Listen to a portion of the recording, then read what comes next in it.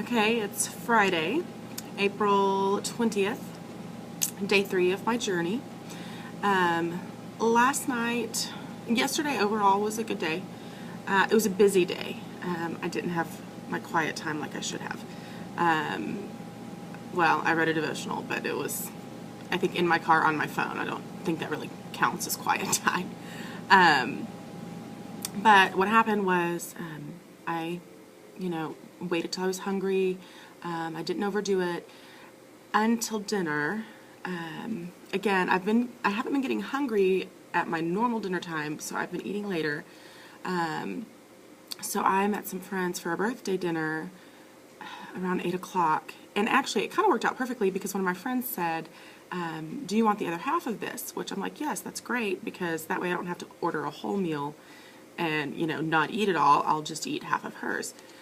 So I had half of her meal, a few chips and queso, and would have been great if I had stopped there, but it was a birthday dinner, and someone had brought cupcakes.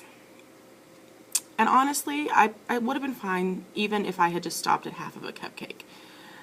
But, much like E.L. Fudges, cupcakes, apparently sweets in general, are my weakness. Let's just go ahead and get that out on the table. So I think I ended up having 2 halves of cupcakes, which I realize is a whole, and then a few bites of another one. And here's what upsets me, is that by the time I was finished, my stomach hurt. And so I knew that's not the way it's supposed to feel. That means you ate too much.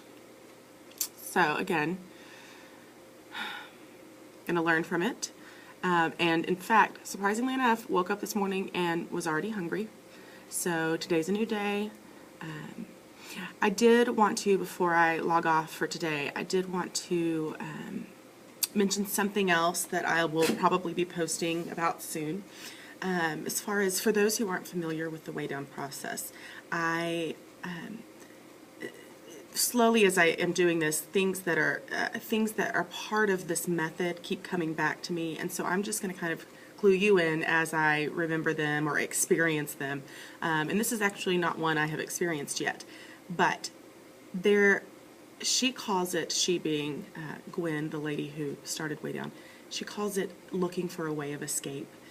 And, when you're tempted by food but you're not hungry, you look for some way out of it.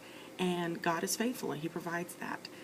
And she always used the example of, I think one time she was eating donuts, or she had purchased a bunch of donuts, and was, knew she wasn't hungry, knew she didn't need one, but just really wanted one anyway. And so she went to grab for a donut, and the whole carton fell over onto the floor.